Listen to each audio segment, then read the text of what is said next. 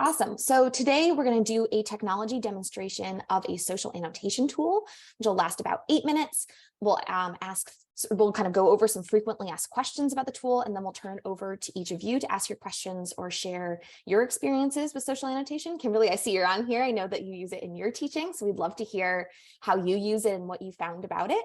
But I'm going to ask for now that you put your questions in the chat, and then we'll take those questions live at the end of the demonstration. All right, so here we go.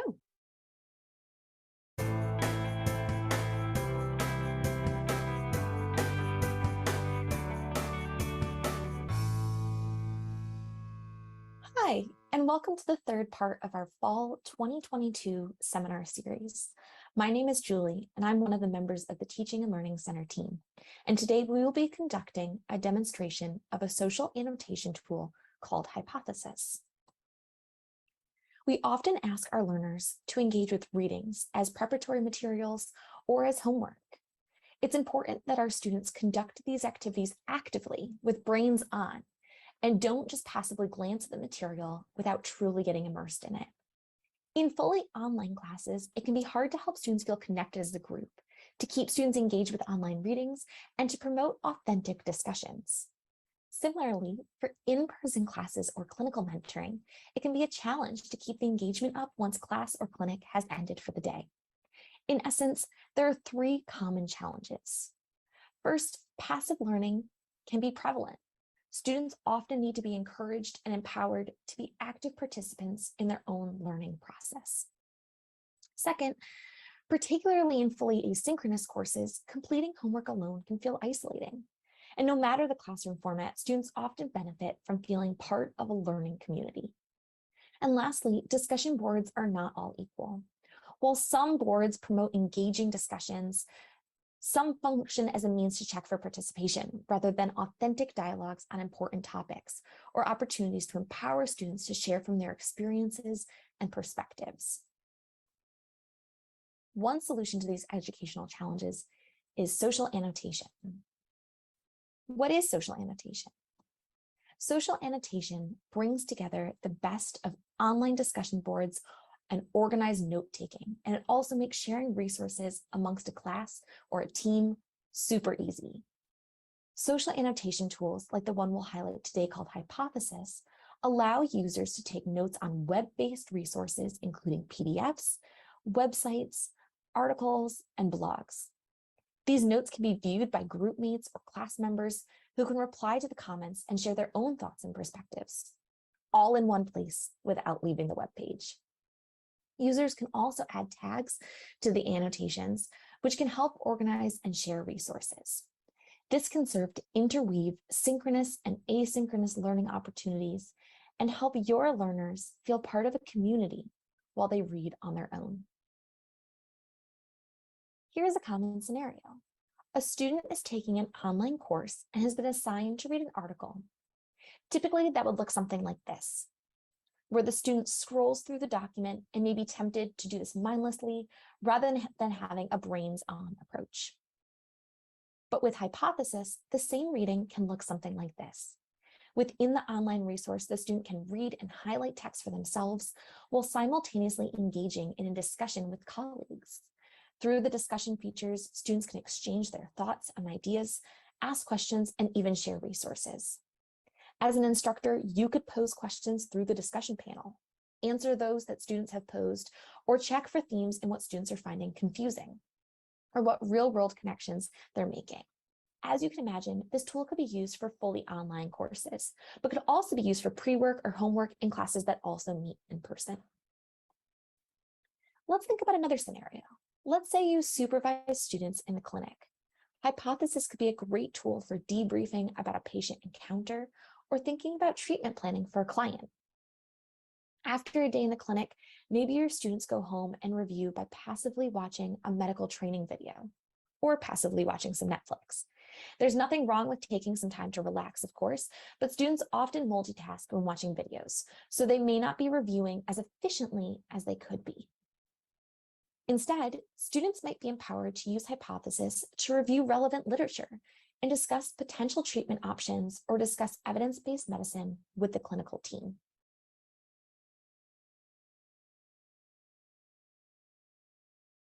Lastly, let's look at how group projects could benefit from using Hypothesis. So often, group projects become about a divide and conquer approach, rather than being a true exercise in collaboration. Students may go off on their own corners and find content individually. This means that not every student benefits from all these resources, or if group mates do work collaboratively to find articles and websites, sending documents and links back and forth can get cumbersome, and inevitably something gets lost in the shuffle. With Hypothesis, resource sharing becomes organized and efficient. A student can add annotations to resources they find online, such as taking relevant notes about how it pertains to the project, or commenting about how the article serves their purpose. Additionally, the student can add tags to each annotation to help collate the resources by topic or subtopic.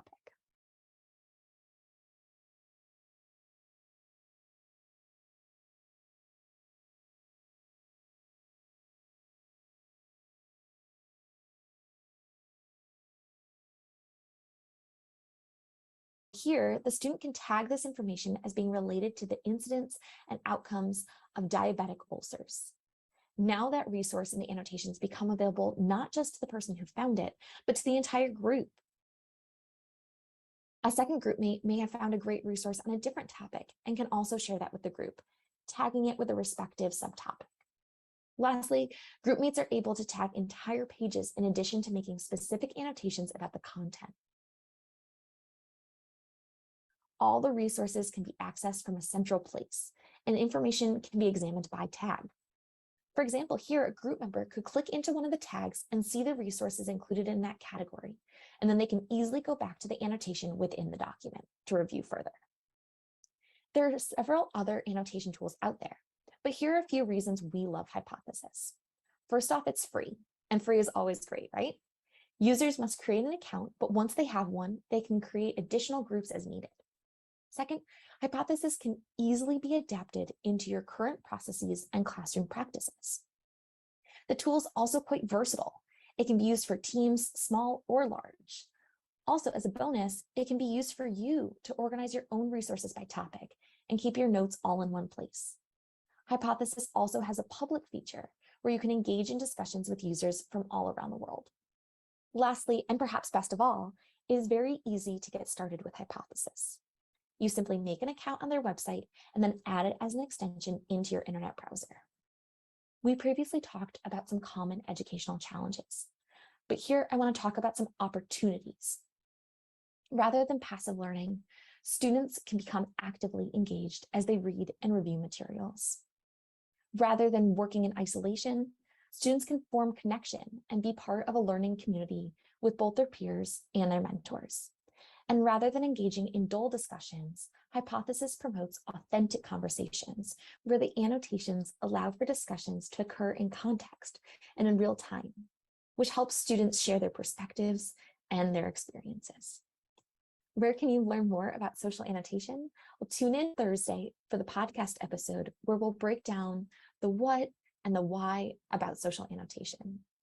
Check out the resources that will link with this recording on the TLC Learning YouTube channel, or schedule a consultation with the TLC today.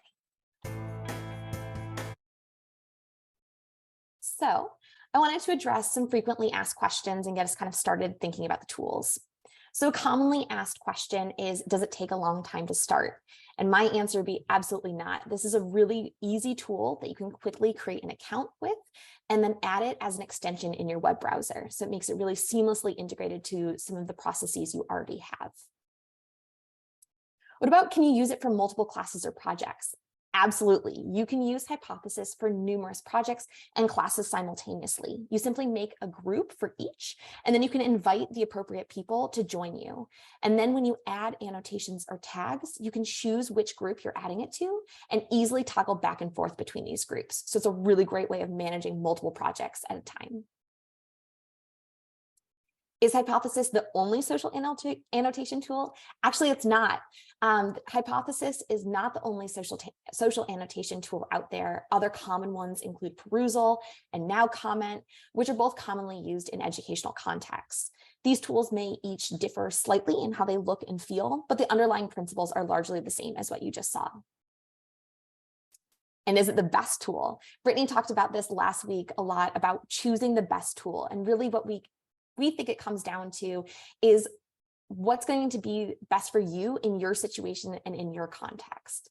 So we chose to do a demonstration on hypothesis today, but that doesn't mean it's the best social annotation tool for you. And we encourage you to explore different ones, this one and others, and go with the one that's best for you. What about, is this tool only useful for educational purposes? I think it's great for educational purposes, right? We saw a couple different ways you might use it in different contexts, but I think it's also really fantastic for collating materials for research projects or sharing materials and thoughts amongst teams or working groups. So you might imagine using this in a committee or amongst your own departments or teams for sharing materials back and forth and engaging in dialogues about them. So now I want to turn it over to you all. What questions or experiences with social annotation do you have?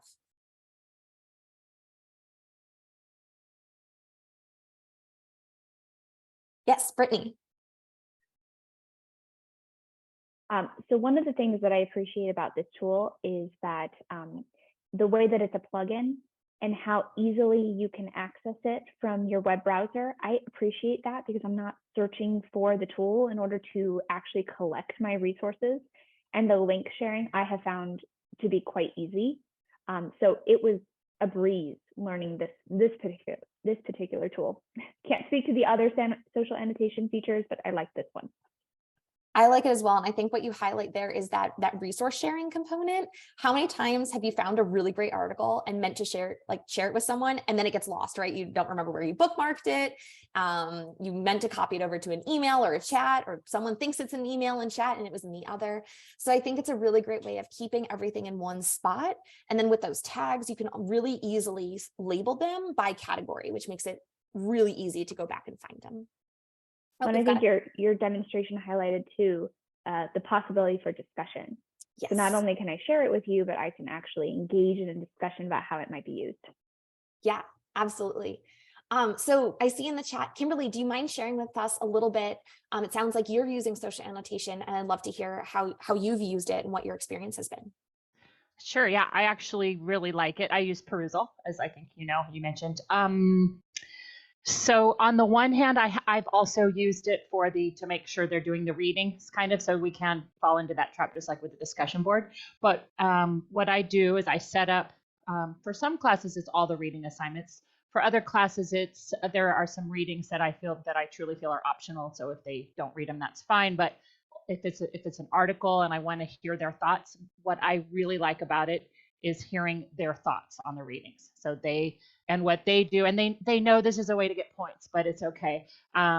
They will say, oh, this is like what we learned in our anatomy class. Oh, this is what we learned in our language development class. And so I love seeing those connections. For one thing, it helps me know what they're learning in the other classes, but I just like knowing that they're at least trying to connect what I'm teaching them to what they're getting in other classes. So I've used it for several years, and some students absolutely hate it. And so I have tried to make it more palatable for them. And I've also encouraged them. I've also said, some of the reasons you probably don't like it is because one of the, no, I don't say it that way, but I say one of the reasons that I have you do this is I want you to interact with this material more deeply than just skimming through a paragraph or a section. And so that takes more time, and I know that that's less fun. But so that kind of helps them if they understand the point of it. I think it helps some of them. I have also given alternate assignments when I've had classes that very vocally say that they don't care for it, and so I'll say, okay, fine, these are your two choices: do the perusal, or I want you to read the article and I want you to outline it for me and give me, what you would have gotten from the perusal. And I have yet to have anybody take me up on that alternate assignment. And I don't think it's a particularly onerous assignment. It's just, I think at that point the students realize what I want them to do with the perusal. So that I really like it though. Yeah, well, Kimberly, there's so many great things in all of that information that you just shared. I love how you talk about modeling for your students, why you're asking them to do what you're doing, right? That's a great practice, whether it's social annotations or really anything in your classroom, but also allowing multiple ways that students can engage with your assignments and demonstrate their knowledge and skills. And then also making those connections that helps keep that knowledge really sticky, right? If I can connect my piece of information that I learned in anatomy with what I'm learning in your class, well, that helps me retain that. And I'm now practicing both of those things, right? Practicing both of those skills. So there's so much there that you shared with us. And Hypothesis does have a Canvas plug, like a link to Canvas. Technically, it looks like we do not currently offer that integration here at ATSU, but correct me if I'm wrong, Kimberly, Perusal does link to Canvas directly, right? So if you make an assignment for your students to do their readings and the discussions, that can integrate with your grade book. Is that correct? Yep, that's right. And you just have to set it up a certain way. It's like the third party and open in a new window and you're good to go. Awesome. And then yes. And there's an algorithm that automatically grades the students' comments, and you can tweak that. The default one for the kinds of readings I assign, it requires like a lot more comments than what I'm looking for. So I go in and I tweak that every single time. And it's nice to have that flexibility. And they get credit for a number of quality responses, which somehow the algorithm decides what's a quality. Like if they just type I agree, they don't get credit for that. They get points if other people upvote their comment. I think they get points if people answer their questions. They get points if they upvote a comment. They get points for how long they read it, how long they have it open, how many times they open it. Did they spend an equal amount of time on each of the sections? So it's really analyzing what they do with that article. So that's kind of nice too. Out of curiosity, Kimberly, do you get to see how long they spend on a page? I mean, is that data available for you as the instructor? I can see how their score was determined, and so I haven't really gone in and looked. So I could probably I don't know. I could click on a score and it could say they didn't spend enough time. I don't know. I could look. I'll let you know. Interesting. Okay. Thank you for sharing. Thank you. So I see a comment and a little bit of a discussion here in the chat about the browsers that are supported for Hypothesis. Awesome question. Yes, Chrome is the official browser for Hypothesis, but that might vary again by social annotation tool. So always check in based on what your preferences are, whether that tool will work for you. In this case, it doesn't have a standalone application like a desktop version because it's a web-based annotation platform. But there are some really fantastic desktop platforms for other types of annotation. So for example, I've used Mendeley as a reference manager for my own research. And there are collaborative groups that you can make in Mendeley so that you can share documents back and forth. Say you're working on a research project collaboratively with someone, you can make a folder and everyone can save their documents to that and then also share their comments and notes. So there are other things other applications depending on what your goals are and what the purpose is. So definitely things to look into depending on how you hope to use them. But one of the really cool things about Hypothesis is that because it's web-based, actually you can toggle it on and see public comments from everyone, from people all around the world on NPR articles, on articles in the PubMed database, Google Scholar. Like it's really kind of cool you can keep them private, but you can also engage with dialogues and discussions with scholars all over the world. So that's kind of a neat thing with Hypothesis as well. Awesome. Well, we are right at time. We promised you a 20-minute demo, and so I'll stick to that. But we will be happy to stay on the line and chat with anyone if they're interested in thinking about how this might work for them or to share their experiences or thoughts on this platform.